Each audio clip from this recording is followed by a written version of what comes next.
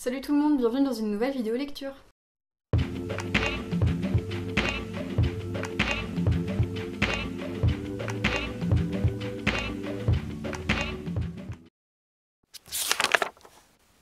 Je commence avec la chanson des Mal-aimants de Sylvie Germain. On va suivre dans un récit à la première personne le personnage de Marie-Laude qui va en fait rarement être appelée par son prénom. À chaque fois, partout où elle ira, on lui donnera des surnoms, on lui donnera des noms différents du sien. C'est une femme qu'on va suivre depuis sa naissance jusqu'à quasiment sa mort. C'est un personnage qui a une vie étrange puisqu'elle va voguer de ci et de là, elle va tisser des relations avec toutes les personnalités qu'elle va rencontrer, des Pyrénées jusqu'à Paris. C'est une femme qui va être à la fois, elle va être serveuse, elle va être femme de ménage, elle va être artiste de rue. Et comme ça, elle va rencontrer donc plein de gens différents. C'est un personnage qui est curieux, c'est-à-dire que malgré toutes les difficultés de la vie, malgré tout ce qui peut sembler, ce qui lui arrive qui peut sembler vraiment dur et injuste, elle continue d'avancer en fait. Elle continue d'avancer alors que sa vie est jonchée de drames qu'elle vit personnellement ou que les gens vivent autour d'elle. Elle continue d'avancer. Et ce qui fait que bon, tout ça semble très déprimant comme ça, mais ce n'est pas du tout, vraiment c'est pas un ouvrage que j'ai trouvé déprimant, c'est vraiment une histoire qui est singulière, qui est très belle à suivre. Je connaissais pas du tout Sylvie Germain et je suis impressionnée par son style. Elle est vraiment brillante, je trouve. C'est-à-dire que elle arrive facilement à trouver des images, des images qui sont belles, qui sont recherchées pour décrire ce que ressentent les personnages, pour décrire ce qu'ils voient. Et elle utilise beaucoup de mots que personnellement je ne connaissais pas. Il y a quelques mots que je connaissais absolument pas, que je n'avais jamais lus avant. Et la façon dont elle les insère dans le récit, c'est tellement maîtrisé sur le bout des doigts que ces mots, ils nous paraissent très naturels en fait quand on les voit. On sent qu'on ne les connaît pas, mais le contexte fait qu'on les comprend facilement. Et je trouve que c'est assez fort de réussir ça parce que voilà, c'est des mots inhabituels, vraiment. Moi, je n'aurais pas d'exemple à vous donner, mais vraiment, sa maîtrise est très impressionnante et je suis très curieuse de lire d'autres ouvrages d'elle et je suis étonnée qu'elle soit pas plus connue que ça. Donc, du moins, j'ai l'impression.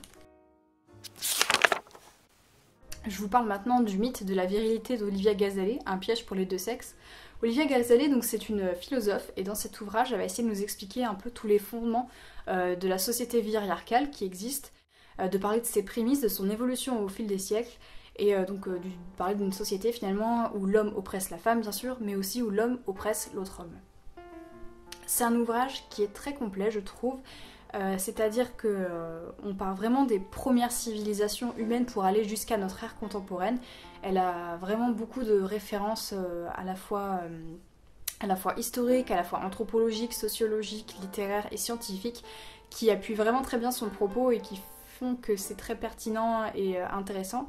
J'ai vraiment appris beaucoup de choses par rapport aux anecdotes historiques qu'elle utilise et anthropologiques, puisque ce sont les anecdotes qu'elle utilise le plus finalement. Il y a une partie également sur les théories du genre vers la fin de l'ouvrage que j'ai trouvé assez pertinente. Et puis voilà, elle revient sur le fait que ce mythe de la virilité, elle parle de sa construction, de son effondrement.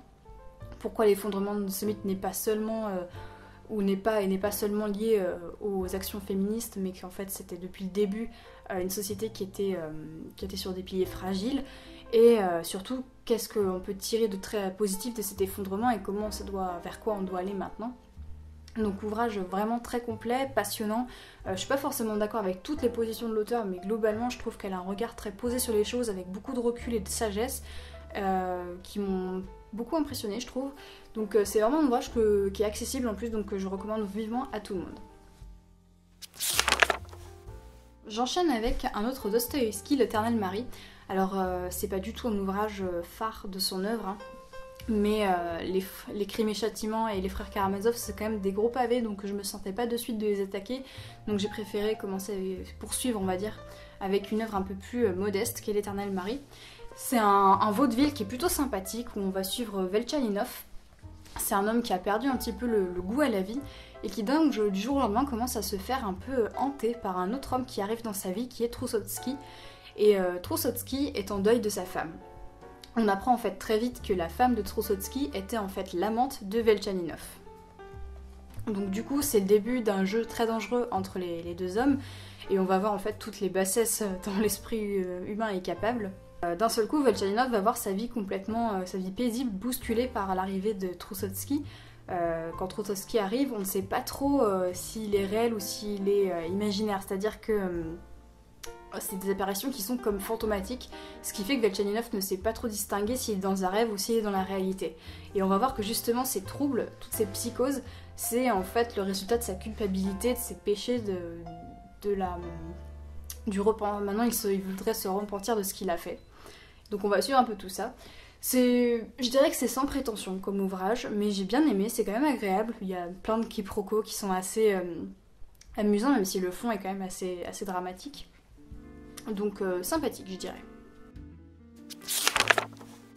L'anneau du pêcheur et autres contes de Selma Lagerlöf. Alors Selma Lagerlöf, c'est une auteure écrivaine suédoise qui a été la première femme, je crois, à recevoir le prix Nobel de littérature. Donc ces petits contes prennent place en Suède, plus précisément dans la région du Värmland, qui est la région natale de Selma Lagerlöf. Mais il y a aussi des contes qui se passent par exemple à Rome ou encore en Israël. Dans cet ouvrage, on a l'évocation de légendes, mais aussi du travail quotidien en fait en Suède. On voit vraiment que Selma Lagerlöf est très admirative du travail manuel parce qu'elle va vraiment louer le travail des journaliers, des paysans, des ouvriers. Il y a une image aussi qui est faite avec avec l'abeille ouvrière qui travaille dans sa ruche. Et elle fait aussi des réflexions plusieurs reprises sur le péché et la foi envers Dieu en général. Je pense notamment à une petite histoire où il y a une femme qui va se faire lapider parce qu'elle a fauté. Et puis il y a un homme qui arrive dans l'assistance et qui en fait, comme une apparition, et qui en fait fait comprendre à tous les personnages qui s'apprêtaient à la lapider que eux aussi en fait avaient déjà fauté dans leur vie et qu'on ne les avait pas punis pour ça. Donc il y a on sent vraiment ça lui tient à cœur l'importance de la foi, l'importance de la loyauté envers son Dieu. Elle parle aussi, donc il y a aussi des mondes où il y a des apparitions qui sont un peu fantastiques, des personnages de légende, des forêts qui sont très énigmatiques, des forêts où on se perd, et souvent des histoires qui prennent place vraiment la veille ou le jour de Noël, ce qui fait qu'on est dans une ambiance vraiment très conte. Et que voilà, ça fait très longtemps que j'avais pas lu ce genre de choses, de contes tout simplement, donc c'était sympa aussi à lire, j'ai bien aimé. L'art d'avoir toujours raison d'Arthur Schopenhauer, qui est suivi en fait de deux petits essais qui sont la lecture et les livres et penseurs personnels. Donc l'art d'avoir toujours raison, c'était pas particulièrement quelque chose qui m'intéressait, je l'ai lu. Il s'agit en fait de stratagèmes qui sont utiles au débat, à la dialectique. Dans cet ouvrage, il nous explique comment on retourne les arguments de l'adversaire, comment on le déstabilise, comment on peut séduire l'auditoire en fait qui pourra nous soutenir ensuite. Donc voilà, c'est des formulations qui sont très savantes, un peu cyniques, un peu prétentieuses je trouve des fois. Mais voilà, sa réflexion elle est quand même pertinente, donc je dirais pas que tout est à jeter. Mais voilà, j'aime pas trop sa façon non plus de considérer l'auditoire comme si l'auditoire était forcément stupide et qu'on peut le manipuler à notre guise. Bon, je sais pas, j'ai un peu de mal avec ce genre d'idée. J'ai préféré nettement les deux essais qui suivent. Ces deux essais en fait qui sont liés entre eux parce que en fait Schopenhauer se pose la question dedans de savoir est-ce que la lecture nous empêche de penser par nous-mêmes. Et c'est une question que je trouve vraiment intéressante parce que moi souvent quand je lis je me rends compte que j'acquiesce très facilement en fait aux affirmations des auteurs sans forcément remettre en question de suite. Et pour Schopenhauer, il explique en fait que c'est très important de s'aménager vraiment des moments de réflexion, des moments où c'est nous qui allons faire suivre le chemin d'idées de nous-mêmes et que du coup on va s'approprier beaucoup plus facilement des idées qui viennent de notre esprit finalement, qu'on a trouvé de nous-mêmes. Donc pour lui, lire ça doit nous aider à nous inspirer, à compléter des idées qu'on a, mais ne faire que lire ça peut être que nuisible. Donc je trouve que ces arguments sont vraiment intéressants, donc ça m'a plu. Par contre je trouve que là encore il est très cynique, très élitiste, parce que pour lui par exemple il y aurait de la bonne et de la mauvaise littérature. Alors, pas forcément que je trouve que tous les ouvrages sont bons à lire, mais la façon dont il a de le faire, ça grossit un peu le trait, on voit vraiment que c'est un mec un peu... c'est le gars un peu aigri quoi, donc bon. Je termine par un grand chef-d'œuvre de la littérature française, Notre-Dame de Paris de Victor Hugo. Bon, vous connaissez je pense tous l'histoire de Notre-Dame de Paris, ça se passe au Moyen-Âge, on suit donc plusieurs personnages, donc la jolie Esmeralda, la jeune fille pure, innocente et belle, Quasimodo, l'horrible bossu de Notre-Dame et le Claude Frollo, l'archidiacre diabolique. C'est un livre que j'ai beaucoup aimé, forcément, c'est pas un chef-d'œuvre pour rien j'ai envie de dire. Il est magnifique par moments, il y a des moments horribles, des moments superbes, des moments extrêmement tristes. Les personnages sont incroyables en fait, tellement on a beaucoup de compassion pour chacun d'eux. En fait, même Frollo qui est atroce, on a de la compassion pour lui. Donc vraiment, c'est un magnifique ouvrage. Et ce qui est impressionnant en fait, c'est qu'on voit que Hugo est un génie dans le sens où il y a des descriptions qui sont impressionnantes. Il a fait un travail colossal de recherche historique, de recherche sur l'architecture. Et on voit, ça transpire de détails, d'informations sur toute l'époque, sur tous les bâtiments. Et on sent que on est vraiment plongé dans ce Paris du Moyen-Âge. On le voit, on voit exactement les bâtiments, on voit exactement la lumière qu'il y a à ce moment-là dans les rues. Évidemment, Notre-Dame, on la voit. Donc c'est vraiment très très impressionnant, sans compter qu'il aborde aussi des thèmes qui sont voilà, universels, hein, en parlant de la laideur intérieure par rapport à la laideur extérieure, en parlant des pouvoirs des puissants qui font exactement tout ce qu'ils veulent, comme ce roi qui décide sous un caprice qu'il va massacrer tout le monde. Voilà, il y a plein de passages qui sont très universels et qui font que l'œuvre est très belle, très touchante et importante. Cependant, et là je vais on va me jeter des pierres, j'en suis sûre, pour moi on peut enlever 200 pages à ce livre. Pourquoi ? Parce qu'il y a des moments où c'est très austère, c'est pas facile. Sincèrement, le tout début du bouquin, je savais pas si j'allais lire vraiment le livre en entier. L'exposition est très lente, ça met du temps à démarrer, il y a des énumérations immenses sur une page entière, vous avez des énumérations de noms, alors en plus ce sont des noms du Moyen-Âge, donc je vous laisse imaginer le truc, et c'est des gens qui sont énumérés, des gens qu'on va jamais revoir après en fait, des personnages qui sont pas du tout importants dans l'histoire, donc c'est assez frustrant, c'est pas digeste du tout, et voilà, il y a plein d'expressions en latin, et alors moi en plus j'ai une édition voilà, hyper vieille, donc j'avais aucune annotation.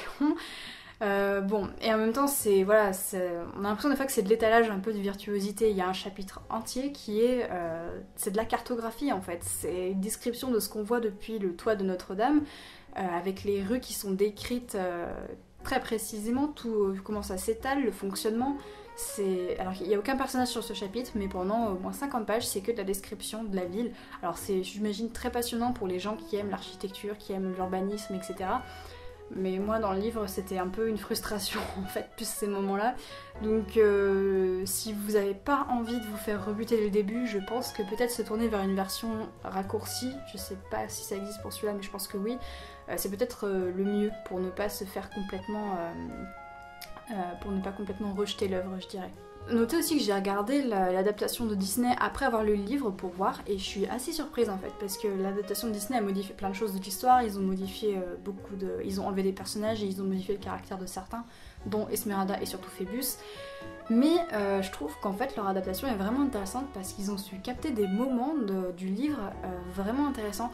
Par exemple la découverte de la cour des miracles, qui est présente donc aussi dans le livre, ils ont réussi à retranscrire cette espèce d'atmosphère, d'environnement un peu magique, un peu hors du temps, de façon assez brillante je trouve.